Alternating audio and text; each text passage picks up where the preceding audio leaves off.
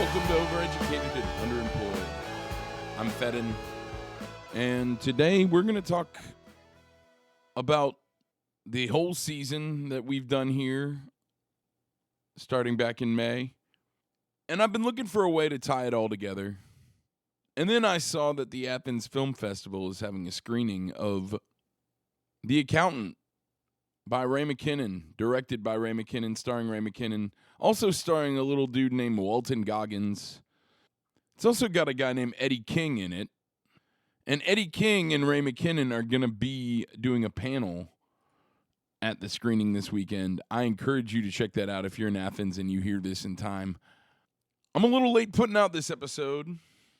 For one, because we're going to have a brief hiatus of about 10 days after the release of this one, so I wanted to give everything a little bit of space. But also, I had quite the weekend. I had Lee Baines here, and then we realized that the house show in Jacksonville was not going to have a PA.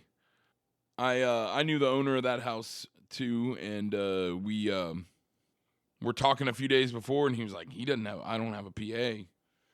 And then when Lee got here, it's starting to storm, so you get to hear that. But they needed to have a PA at that show, because otherwise it was just going to be an acoustic show, which, don't get me wrong, Lee Baines III would put on an amazing acoustic show. But I knew this group of people, or at least a handful of them, and they like to rock. They like to rock and roll. So we took the show. We took the PA over to Jacksonville, and we had a crazy time. It was awesome. Lee was super gracious with his time. I got to run sound for him for a couple nights, and that was a really cool experience.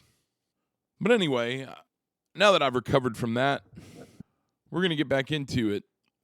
But this whole season started with a house show when J. Roddy Walston played here.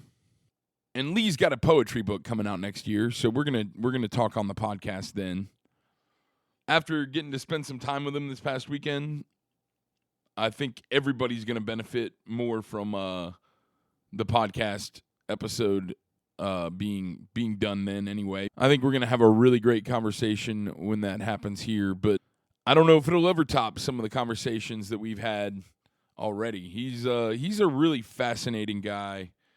I just mean that he's complicated. He's got layers. He's quiet and observant and respectful and kind and very professional, all while writing songs that say fuck you and being as left as they come. Now, I don't get super political on this podcast, and that's mainly because it's just not what I'm doing here. I certainly don't try to hide my politics. If you haven't gathered by now, I'm a leftist. And if you're looking for some political guidance through these times, I really recommend Hassan Piker. He's probably the political commentator that I agree with the most. But that brings us to The Accountant. The Accountant came out in 2001. The Drive-By Truckers wrote a song about it called Sinkhole. But if you've never seen it, I believe it's free on YouTube right now. And it's a tale of a man who's trying to save his farm. And he's trying to save his farm through insurance fraud. And he's trying to commit insurance fraud by harming himself in some way in an accident to get the money to pay off the farm. And the accountant comes in, and I'm spoiling this movie. So if you haven't seen it, go watch it and then come back. And I'll probably add a disclaimer at the beginning of this, too. Just, if you haven't seen this movie and you're listening to this episode, you're going to have it spoiled. But the idea is that if they stage a farming accident, they'll be able to save the farm with insurance money. That's the short of it. Maybe he'll lose a leg. I'm not going to spoil the ending. That would be silly. Because that movie is way more than just the tale of a small farmer. On the one hand, you have people going to such lengths to save away a life. And on the other hand, you've got this fast-talking accountant who's certainly got a way of looking at the world. that I think is more common maybe today than it was then. But that's the thing about being a leftist, is being a leftist is just being right, but early. But I think what the accountant gets right more than anything is its commentary on how the media creates versions of people that then become caricatures of themselves. When life imitates art, art imitates life. Eventually, that cycle breaks down. And to quote Ray McKinnon, you're no longer being country, you're acting country, and you're like a Scotsman who puts on his kilt once a year to celebrate his Scottishness. And I think that's so profound because we have taken so many different things for granted in this country, and I think we started to see what life was like and how fragile they were during the pandemic, but they haven't really gotten better. It fast-tracked a lot of progress in some ways, but it also fast-tracked a lot of, and when I say progress, I mean about telecommuting, and although a lot of people have reacted backwards to that, but it also closed a lot of mom and pop shops and venues and restaurants, and really we haven't really seen anybody really recover from that fully. And what's happened is we're experiencing the acceleration of late stage capitalism. And so it becomes clearer to see what's happening when it accelerates. And I highly encourage you to watch The Accountant. I feel like there's nothing I can really say about that movie that doesn't say it just fine for itself. But I really do think that the themes in that movie unify a lot of what we've been trying to do here on this podcast, which is tell stories about people whose stories may not always be told, or when they are, people who have maybe done interviews before. We try and do an angle that hasn't been approached before. And I think what's really exciting about house concerts, which is kind of how some of the interviews in this podcast have originated, and maybe even the intimacy of house shows themselves sort of creating a place for us to build the framework for this podcast in some instances, where I really feel like we've got a situation here. We've really got a podcast here that's worth listening to, because we do tell stories that haven't been told. And I'm really excited about what we have coming for you next season, and I'll talk to you a little bit more about that in a few minutes. But I think one thing that really needs to be stressed here is that when small venues die, there has to be a place for these mid-level artists, these artists that aren't on major labels, that maybe are still building followings in certain parts of the country. We need to have places for them to play. And I really admire places that focus a lot on local music, but house shows can provide a place where these touring musicians can make money, people have a cool party, the artist has a place to stay, and it takes a lot of expenses out for the artist. And in a weird way, it's a very socialist concept, right? We're connecting the means of production and the means of consumption to each other without any middlemen. And I think that's creates a space for artists to say really what they feel, what they're thinking, without being worried about whether the venue is going to punish them. And I think I am going to have to cut this short because this storm is coming in hard. But what I will say is that the big takeaways I've learned from interviewing these folks is, one, if you have a dream, don't have a backup plan, because you're probably going to do it. Because following whatever your path might be isn't always super easy.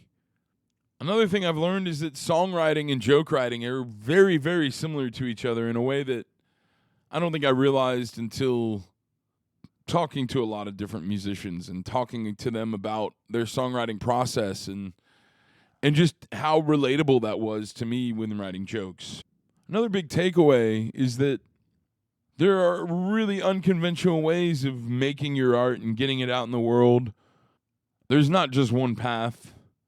Whether you're crowdfunding an album before anybody ever heard of crowdfunding, or you're refusing to play live shows in any circumstance, whether your band is all in the same place at the same time or even has a fixed lineup, doesn't seem to matter either. There's no one way to do what you want to do. And constraint can be a blessing.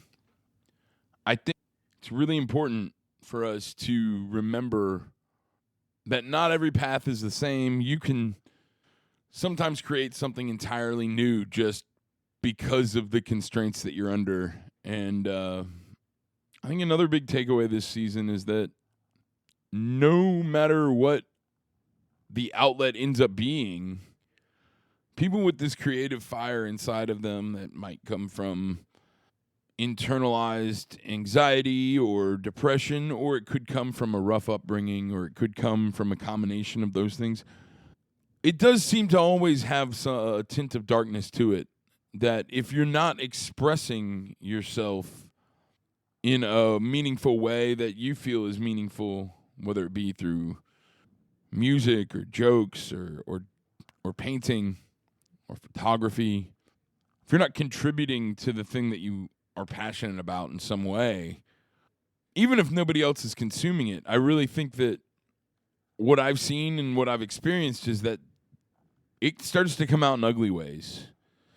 And a lot of the time, these creative endeavors are coping mechanisms for these things, and then other people just happen to dig it. I know that that's been true for me. This is really coming down. I'm getting lightning and thundering. I am connected to uninterrupted power supplies and all that sort of thing, but I am going to get off of here in just a second. I'm really excited for what I've got coming for you next season. Next season, which will just start in a couple of weeks here. My goal is to have the first season episode up on the 27th of August. So really just taking a week off. We've done that before here on the podcast, like the 4th of July, etc. But we'll have upgraded all of my on-site interviews. Will also have individual microphones, for instance. We'll have a better field equipment. We'll be interviewing people not just in person. I always prefer to do that, but I don't want to just limit myself to that. So I will have some interviews done remotely. We're going to have Jeff Whalen from a band called Czar, who was one of my first favorite bands, and I'm really excited for that. We're going to have Danny Bedrosian from Parliament Funkadelic, who's got a new book coming out in October, and he'll be here to talk about that and everything. Now, these are all scheduled. You know, all of this is subject to change, but I'm planning to talk to John Neff next weekend. Well, I lost power there, like I thought I was going to.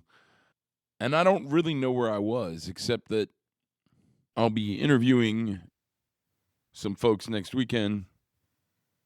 I've got a lot headed your way for season 2. You'll hear more about that in the first episode. You know, it wasn't even supposed to rain today, according to the news.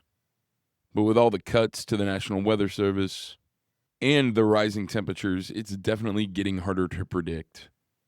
I think making a podcast like this in itself is a political act and a political statement. And I think movies like The Accountant illustrate that really well. I think telling these stories is a way of preserving culture and a way of life. I think one thing that all of these stories have had in common this season is that billionaires have fucking ruined everything. And I'm not sure that even Ray McKinnon saw what was coming with the internet and the digital space when he made the movie The Accountant. But everything he says about our culture got amplified by that digital overtaking. It's a great film. Please watch The Accountant. Please hit subscribe. We've got an exciting second season planned for you. Thanks for listening to Overeducated and Underemployed. I'm Fedden. If you want to book me for stand-up comedy, reach out to me at feddenxr@gmail.com. That's FEDDUNXR@gmail.com. I've got clips I can send you. I'm trying to put together some out-of-town dates. If you've stuck around this long, I will tell you my goal here is to tour doing comedy, pair that with interviewing folks for the podcast during the day. I love you guys. Thanks for listening to Season 1 of Overeducated and Underemployed. I love you guys. Thanks for listening to Season 1 of Overeducated and Underemployed. I'm Fedden. We'll see you in a couple of weeks.